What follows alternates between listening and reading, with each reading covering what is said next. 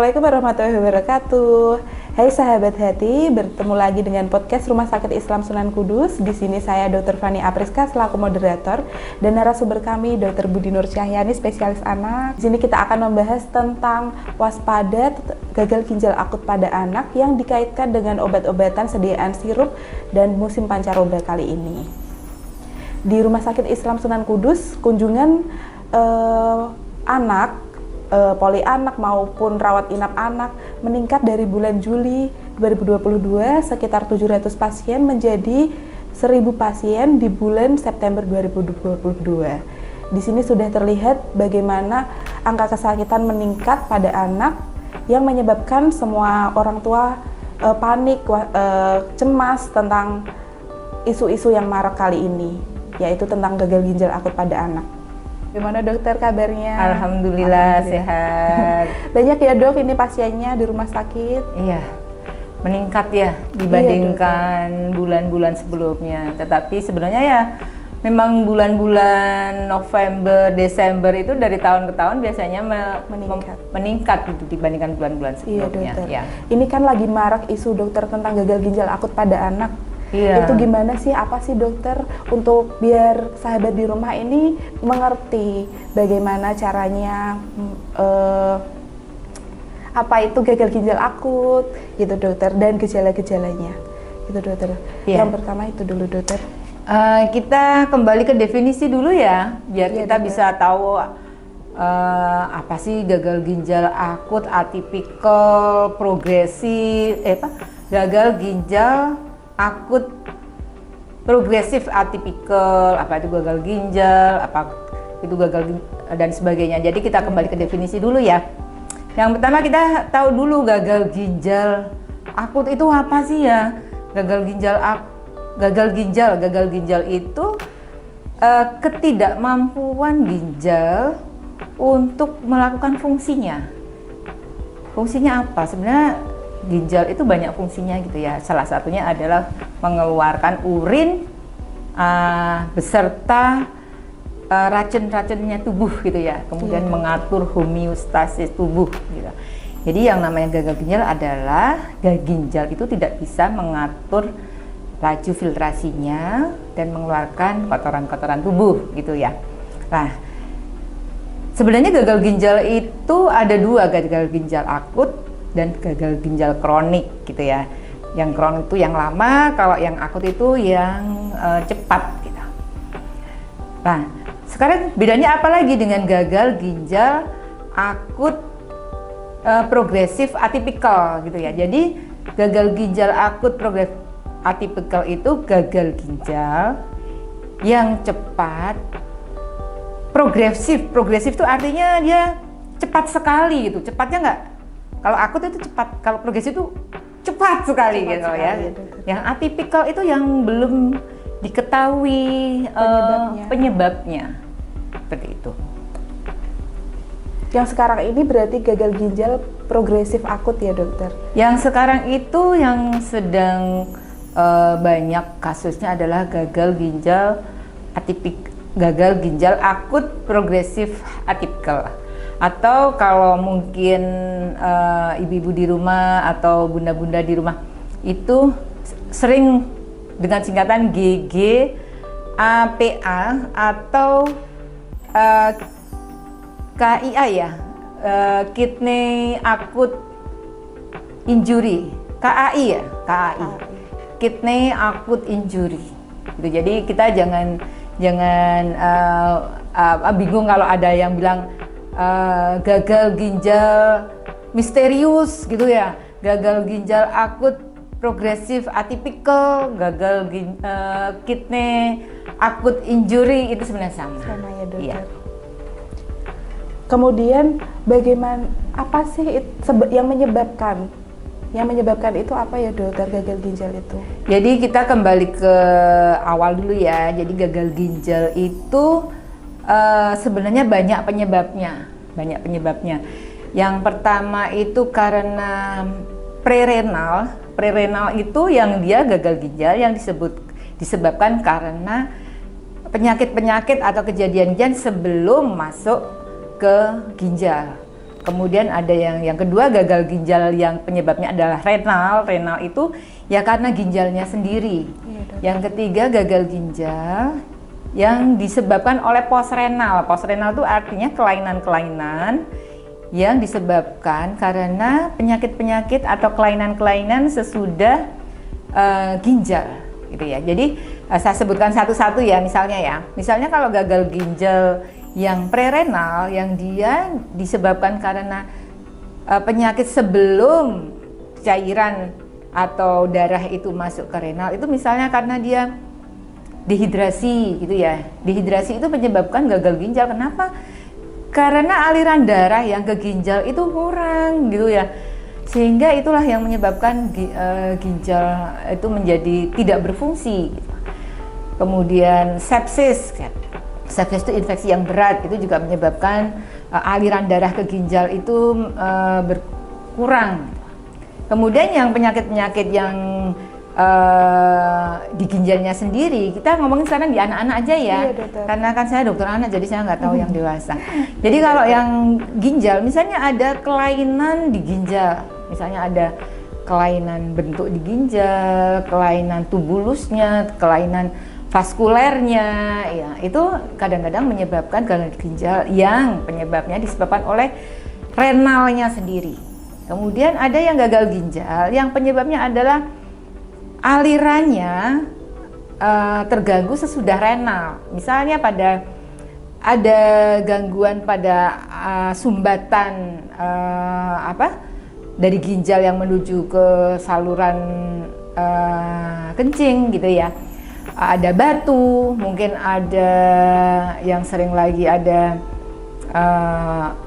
tumor gitu ya, yang itu biasanya kita bisa melihatnya dengan USG gitu ya, jadi atau dengan CT scan kita bisa melihat, oh ternyata ada tumor sehingga tersumbat, oh ada batu sehingga itu kita bisa menyebabkan salah satu menyebabkan gagal ginjal yang penyebabnya adalah postrenal. Baik dokter, berarti untuk yang saat ini gejala-gejala awalnya saat ini kan dikaitkan dengan demam, batuk pilek, diare, itu dokter, gagal ginjal gejala awalnya itu. Apakah benar dokter seperti itu? Ya, jadi namanya saja gagal ginjal akut progresif atipikal ya. Jadi sebenarnya kita itu belum tahu ini sebabnya apa, penyebabnya apa. Makanya orang bilang misterius. Ya, jangan yang misterius lah ya. Ini kayak film gitu ya. Jadi belum diketahui penyebabnya gitu. Tapi diduga awal gejalanya itu dulu ya dokter. Dan dengan bertambahnya waktu mulai diketahui bahwa kemungkinan itu ya yang sampai saat ini diketahui adalah karena intoksikasi dari bahan-bahan pelarut obat ya. Jadi bukan obatnya ya, jadi pelarut obatnya. Gitu. Baik dokter. Untuk kan kalau ibu-ibu di rumah ini nggak tahu dokter apakah anak kita ini terkena gagal ginjal atau enggak. Bagaimana cara ibu-ibu ini di rumah mengetahui tanda-tandanya awal tentang urin itu dokter, urin yang tidak keluar atau sedikitnya urin yang diproduksi itu bagaimana dokter? Kewaspadaan yang pertama adalah anak kita mau sakit mau enggak, sebenarnya kita harus memperhatikan urin anak-anak gitu ya. Jadi biasanya anak-anak itu kan ganti pampers gitu ya, 3 jam, 4 jam itu mesti sudah ganti pampers ya. Nah kita lihat memang keluar nggak urinnya, itu yang pertama, keluar enggak dulu gitu ya. Yang kedua, banyak enggak, ya kan? Nanti keluar, cuma ternyata berkurang lah. Berkurang itu juga menandakan itu ada sesuatu gitu ya. Kemudian yang ketiga lagi, urinnya berwarna apa? Biasanya kalau urinnya banyak atau pipisnya banyak itu mesti warnanya kuning jernih gitu ya, kuning jernih.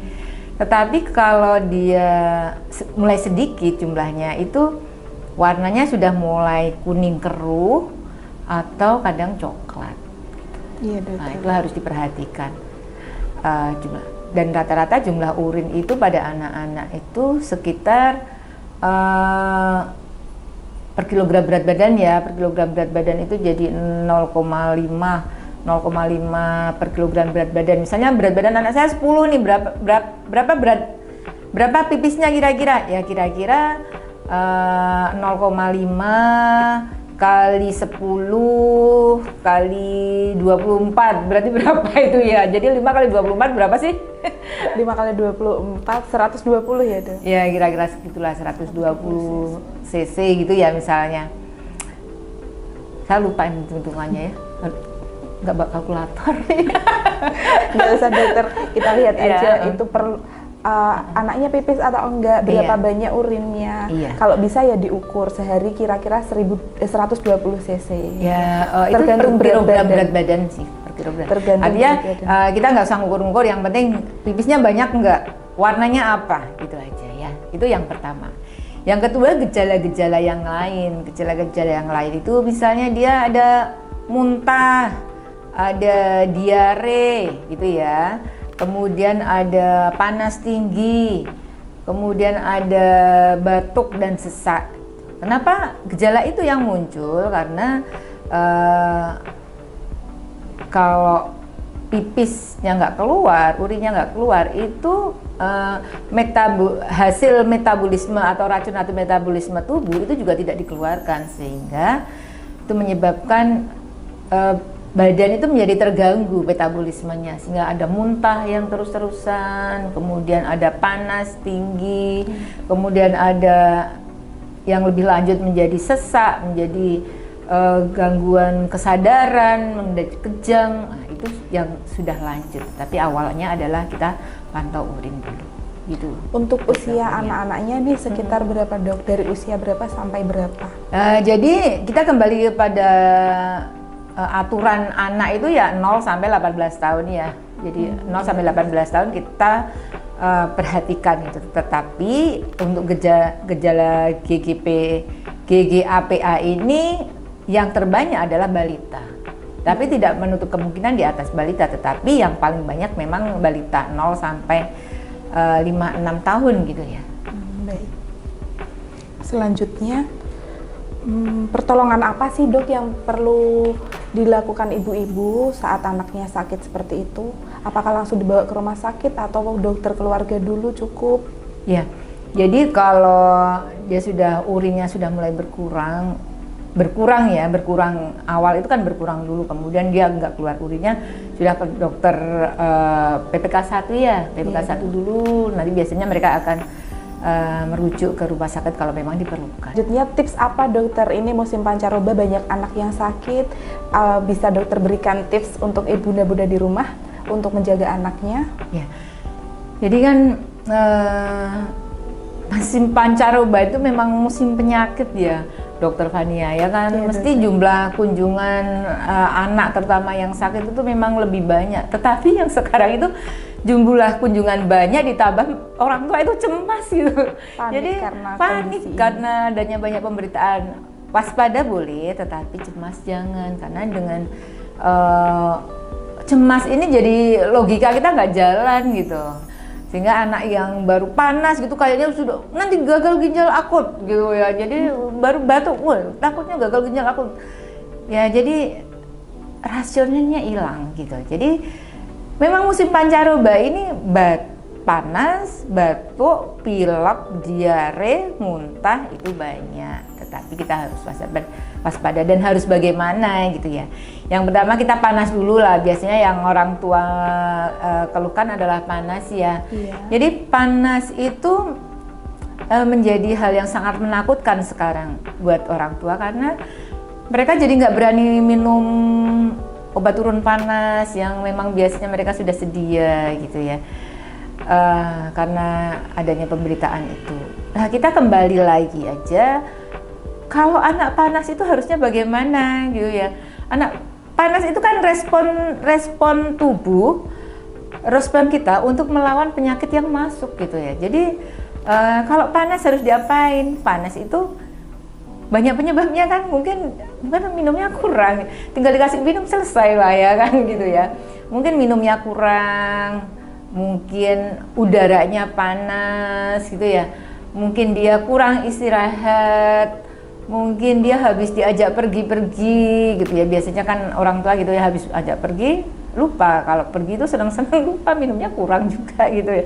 Jadi penuhi dulu, tangani dulu yang sekitar-sekitarnya. Artinya, oh dia panas, coba diminum, minum banyak, sesuai kebutuhannya. Jadi kalau kebutuhan air untuk anak-anak itu ya, jadi kalau 10 kg sesuai rumus 10 kg pertama itu kan dikalikan 100 ya kan, yang 10 kg kedua dikalikan 50, 10 kg berikutnya dikalikan 20. Misalnya anak saya umur 15 tahun, berarti kebutuhan cairannya berapa? Kebutuhan cairannya adalah 1000, karena 10-nya dikalikan 100 jadi 1000 ditambah dengan 50 kalikan 5, berarti berapa?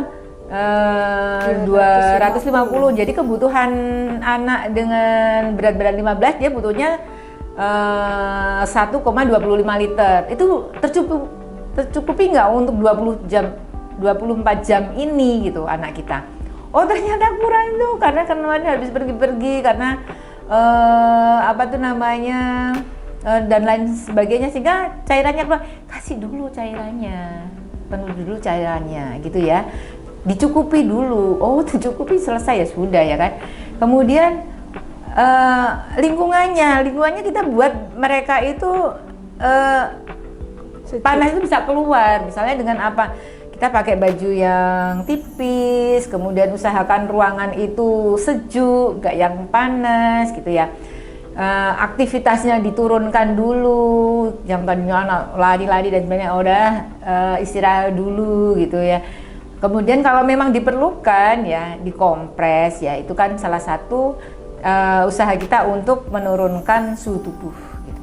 Nah, sesudah itu terpenuhi, kemudian istirahat ya, tadi ya istirahat juga perlu ya, istirahat. Karena dengan aktivitas yang berlebih itu kebutuhan cairannya bertambah juga kan.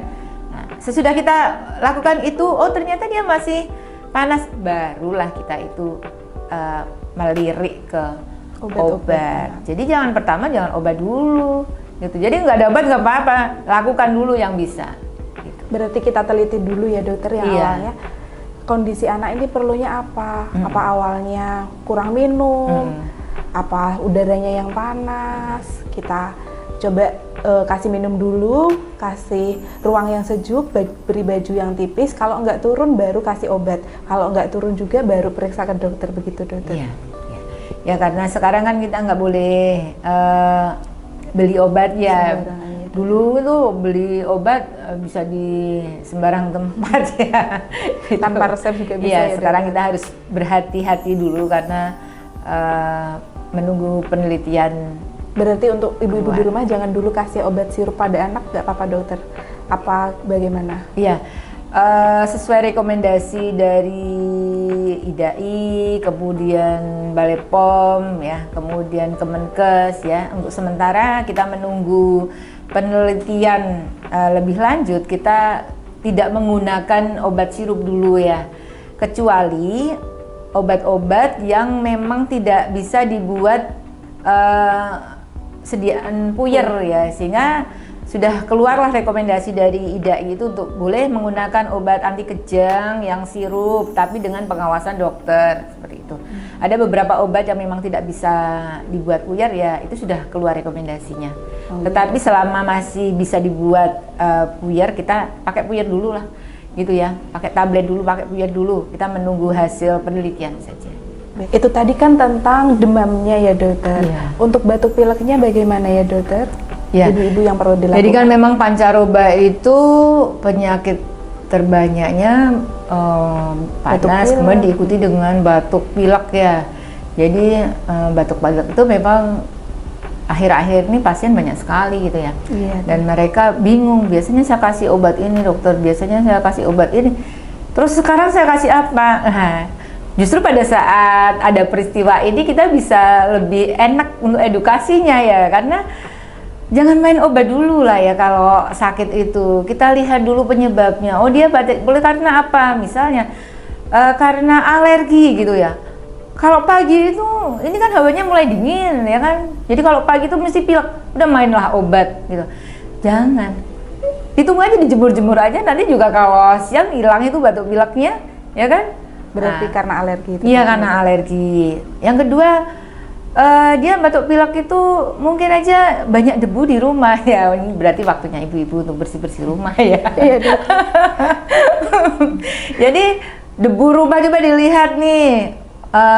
Spraynya kapan gantinya, bantalnya sudah dijemur apa belum gitu. Kemudian atas lemari, bawah tempat tidur itu kadang-kadang tuh saya bingung ini tempat tidur apa gudang ya. Jadi atas lemari ada isinya, bawah tempat tidur ada isinya, kemudian di cenderan ada. Nah jangan-jangan karena itu ya kan, debu-debu di situ yang menyebabkan anak-anak itu menjadi gampang pilek gitu ya, alerginya muncul gitu ya. Dibersihkan dulu rumahnya gitu ya. Kemudian asap-asap mungkin orang tua yang merokok ya, mulai daripada sakit ayo mending nggak ngerokok kan gitu ya. Kemudian apalagi ya, asap-asap mungkin membuka jendela. Jadi yang sekarang sering itu kan kadang kamar itu atau ruangan itu kan mesti ber-AC ya kan, ber-AC. Kalau ada penghuninya, pintunya ditutup, jendelanya ditutup karena dipakai AC-nya. Pada saat pergi karena ruangannya ber-AC, ditutup juga karena banyak barang-barang berharga. Jadi kapan ini udara itu berganti ya kan?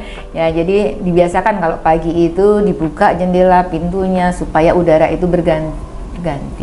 Dibersihkan AC-nya ya, kadang-kadang kita harus kontrol juga AC terakhir dibersihkan kapan ya gitu. Jangan-jangan itu yang menyebabkan. Ini gampang sekali, kakaknya sakit dokter, kemudian adiknya sakit. Ya iya, orang rumahnya nggak keluar-keluar dari situ ya kan. Satu ruangan, AC nggak dibersihkan, udara nggak pernah dibuka, ya kumannya adalah di dalam situ gitu. Jadi kita lihat dulu kegiatan-kegiatan apa yang bisa mengurangi kejadian flu atau influenza di keluarga kita. Baik dokter, untuk selanjutnya ini kan tentang diare juga bisa menyebabkan gagal ginjal akut pada anak. Apakah benar dokter seperti itu? Terus kemudian apa yang perlu dilakukan ibu-ibu di rumah untuk anak-anaknya yang sedang diare dokter? Diare itu yang dikatakan diare itu berapa kali BAB cair seperti itu dokter? Definisi sama apa yang perlu dilakukan ibu-ibu di rumah ya. Jadi diare itu memang salah satu penyebab gagal ginjal ya sebenarnya. Seperti yang tadi saya sebutkan bahwa salah satu penyebab gagal ginjal itu adalah prerenal ya. Jadi cairannya kurang yang menuju ke ginjal.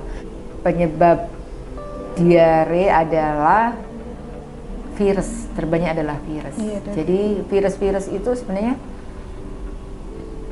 bagaimana kita itu harus menjaga PHBS, perilaku hidup bersih dan sehat gitu ya.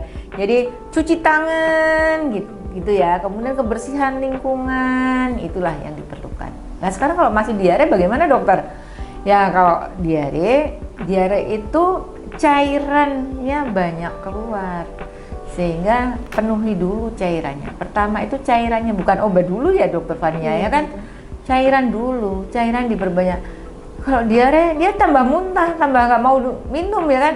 Nah kalau dia sudah muntah, diare, ya memang itu yang harus ke rumah sakit karena kan harus cairannya harus lewat jalur lain, jalur infus. Iya dok. Gitu. Yang dikatakan diare itu berapa kali BAB cair sih dok? Biasanya orang tua di rumah baru 2 kali BAB cair sudah dibawa ke dokter. Iya.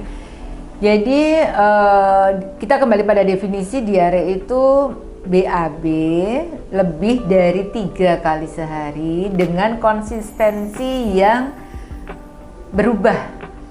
Jadi berubah itu tadinya biasanya padat menjadi lembek menjadi cair, atau lendir dan darah. Jadi ada diare itu ada 2, ada diare yang cair gitu, ada yang lendir darah. Iya, betul. Jadi kalau sudah lendir darah itu udah bawa ke dokter aja. Kalau yang cair kita cari penyebabnya dulu, kemudian yang pertama kita lakukan adalah penuhi dulu kebutuhan cairan. Ya, seperti tadi itu ya, dokter. Baik, tadi sudah dijelaskan dari dokter Cahyani apa itu gagal ginjal akut pada anak, definisinya, penyebabnya. Yang pertama, untuk ibu-ibu di rumah supaya mengenali apa anaknya ini kenapa sebenarnya, ada curiga gagal ginjal atau enggak. Yang pertama tadi, jika anak demam, diberikan cairan dulu, dipenuhi cairannya, diberikan ruangan sejuk. Kemudian jika batuk pilek juga penanganan awal dulu pokoknya. Kalau belum tertangani dengan penanganan awal, baru diberikan obat ya, dokter. Iya. Kemudian untuk tanda gagal ginjal itu tadi urinnya ya, dokter, urinnya keluar atau enggak makin sedikit, dilihat dari ibu-ibu di rumah, dilihat sesuai berat badan anak berapa ini ke volume cairannya itu, volume urinnya. Kalau sudah makin sedikit, segera dibawa ke dokter keluarga terlebih dahulu atau vaskes pertama terlebih dahulu, nanti perlu dirujuk ke rumah sakit atau enggak sesuai anjuran dokter, seperti itu. Kemudian kalau udah nggak ada urin, berarti langsung ke IGD ya, dokter. Iya. Langsung ke IGD untuk dirawat inap, diterapi cairan, diberikan cairan, kemudian dicari tahu lebih lanjut apakah ini gagal ginjal atau enggak, atau karena dehidrasi saja, seperti itu. Terus untuk ibu-ibu di rumah boleh dilakukan obat-obatan herbal alami dulu. Kalau membaik berarti ya alhamdulillah, kalau enggak berarti harus periksa obat-obatan yang dihindari. Tadi kan kita menghindari obat-obatan sirup karena diduga ada campuran yang menyebabkan toksik terhadap ginjal itu tadi ya, dokter. Saya Dr. Fania Apriska dengan Dr. Budi Nur Cahyani, spesialis anak, mohon pamit undur diri. Terima kasih atas perhatiannya. Wassalamualaikum warahmatullahi wabarakatuh. RSI Sunan Kudus melayani sepenuh hati. Boleh aktif.